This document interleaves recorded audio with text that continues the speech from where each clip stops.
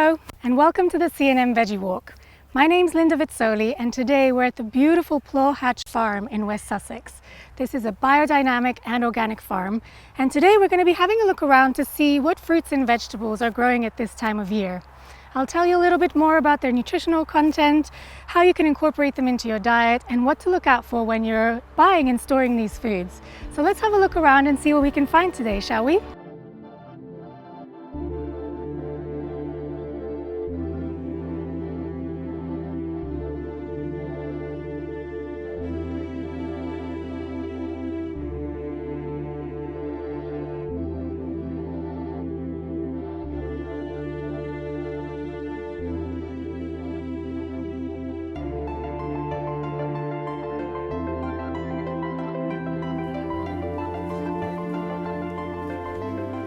So here we have some lovely green beans, and the green beans are part of the legume vegetable family, which also comprises sugar snap peas and munch 2 peas.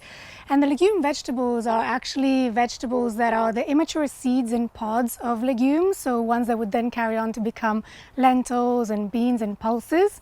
And they're a fantastic crossover food because they actually contain the protein content of legumes and also the fiber and the nutritional content of vegetables. So they're a really great crossover food that contains both of these.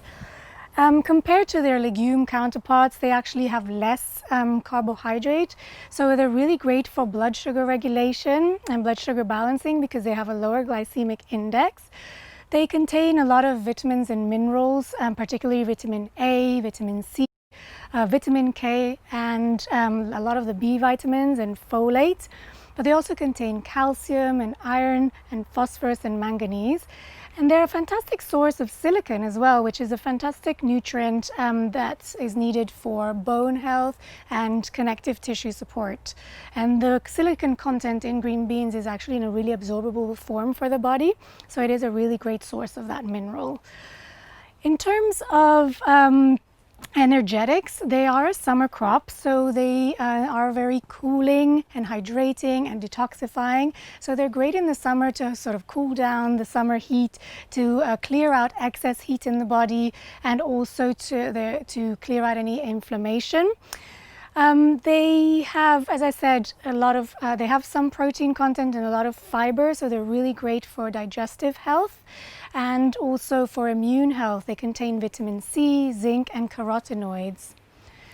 When you're looking at buying green beans, you want to ideally buy them from a shop or a farmer's market where you can actually select the best ones, making sure that the ones that you pick are a lovely green, vibrant color, so you know that they're rich in chlorophyll, that they are very solid and they snap when broken, and that they don't have any bruising.